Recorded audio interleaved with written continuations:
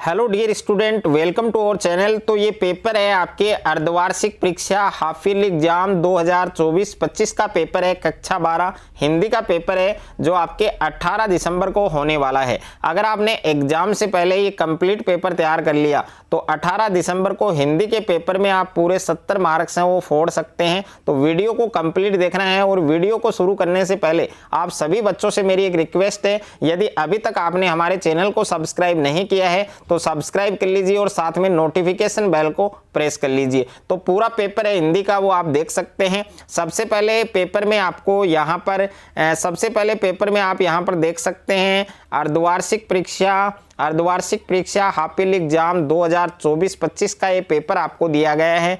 और क्लास 12 कक्षा 12 हिंदी कंपल्सरी हिंदी अनिवार्य का ये पेपर है आपके। और यहाँ पर टाइमिंग आपको दे रखा है 3 घंटे 15 मिनट। और मैक्सिमम जो मार्क्स हैं जो पूर्णांक है वो आपके है 70, यानी 70 नंबर का ये पेपर आपके आने वाला है। तो पूरे 70 नंबर है वो आप 18 दिसंबर को हिंदी के पेपर में ला सकते हैं।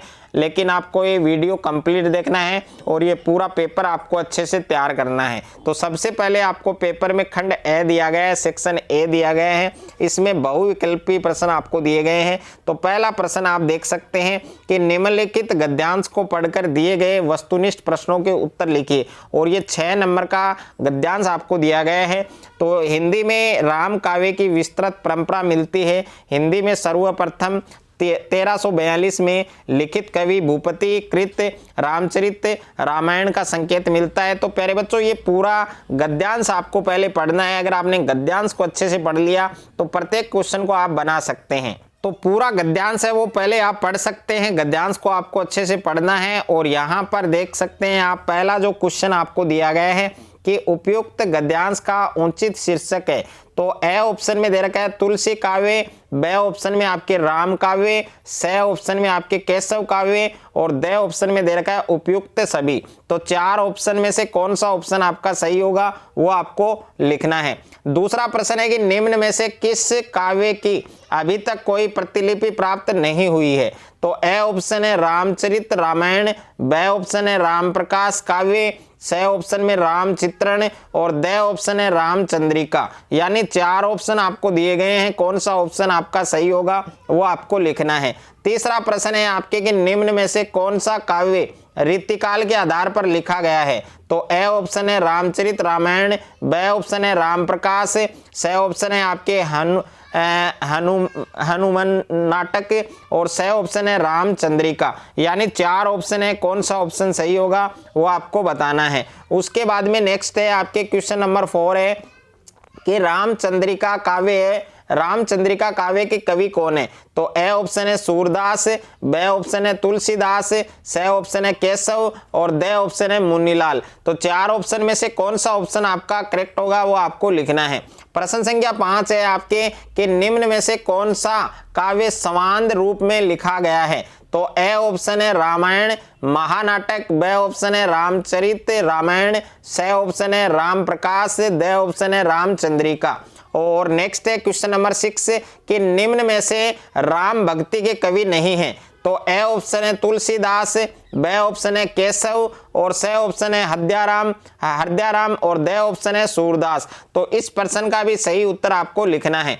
उसके बाद में दूसरा क्वेश्चन आपको दिया गया है कि निम्नलिखित अपठित पद्यांश को पढ़कर दिए गए वस्तुनिष्ठ प्रश्नों के उत्तर दीजिए। तो इसमें भी आपको पद्यांश दिया गया है और इसमें भी 6 वस्तुनिष्ठ मल्टीपल जो चॉइस क्वेश्चन है वो आपको दिए गए हैं। प्रत्येक क्वेश्चन आपको करना है। तो पहले इस पद्यांश को आपको अच्छे से पढ़ना है।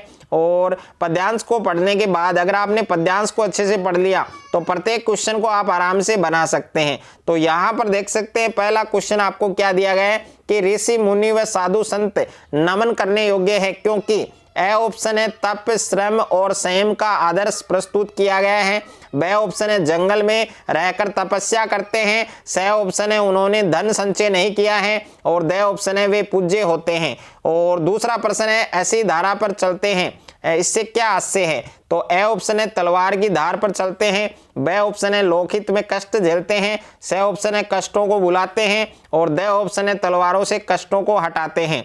और तीसरा प्रश्न आपको दिया गया है कि दीपक के समान जलकर वह ए ऑप्शन है जन जीवन को संवारते हैं, बी ऑप्शन है अंधकार हटाकर उजाला करते हैं, सी ऑप्शन है कष्टों को बुलाते हैं और डी ऑप्शन है तलवारों से कष्टों को हटाते हैं।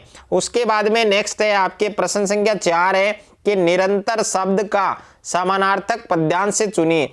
ए ऑप्शन है लगातार, बी ऑप्शन है चलते हैं, सी ऑप्शन है एविरल, डी ऑप्शन है चली आ रही। उसके बाद में 5वां प्रश्न है कि उपयुक्त गद्यांश का शीर्षक होगा।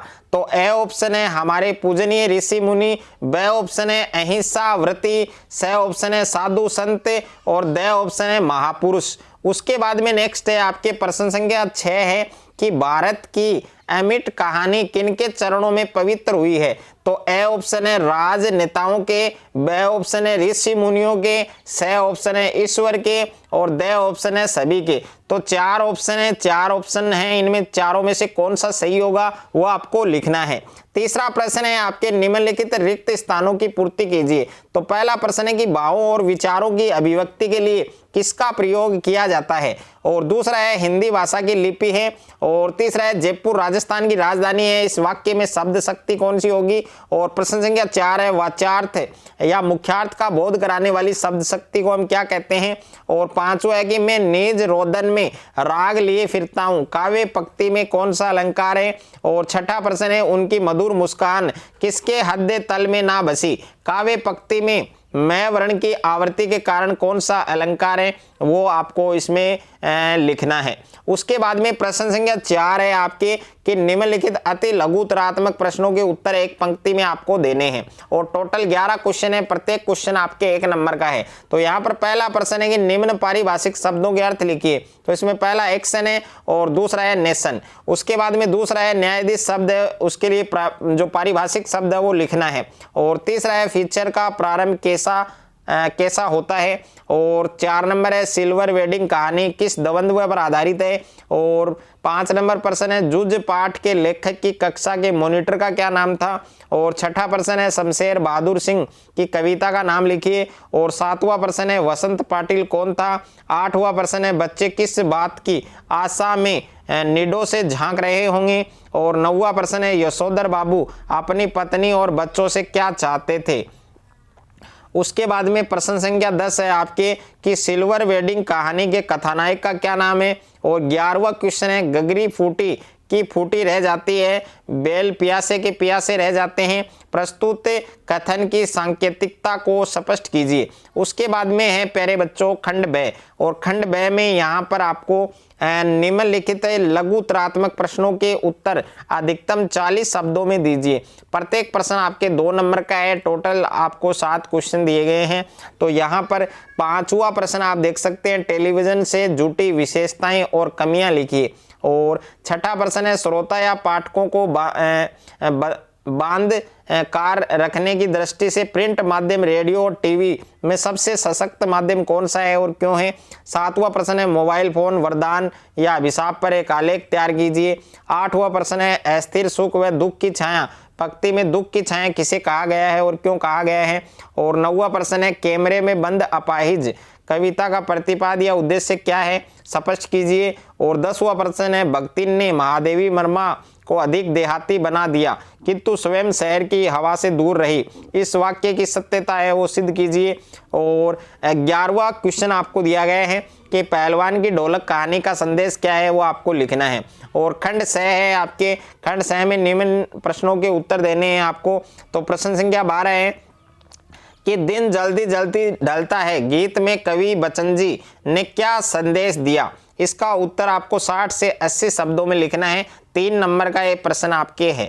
और उसके बाद में अथवा में भी प्रश्न आपको दिया गया है कि कैमरे में बंद अपाहिज करुणा के मुखौटे में छिपी क्रूरता की कविता है, इस पर आपको विचार करना है। और 13वां क्वेश्चन है पहलवान की ढोलक कहानी में ढोल की आवाज लुट्टन को विरोधी से जूझने और विजयी होने को प्रेरित करती है, लेखक की कल्पना है या वास्तविकता।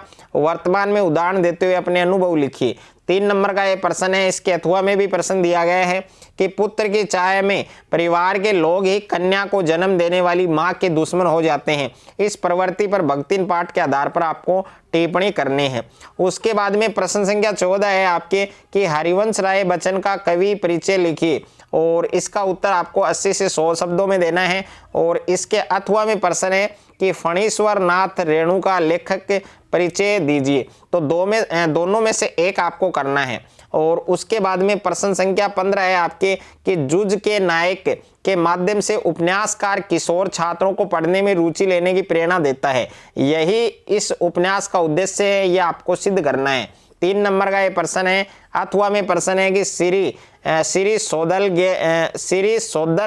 गेक्कर के अध्यापन की उन विशेषताओं को रेखांकित करें जिन्होंने कविताओं के प्रति लेखक के मन में रुचि जगाई।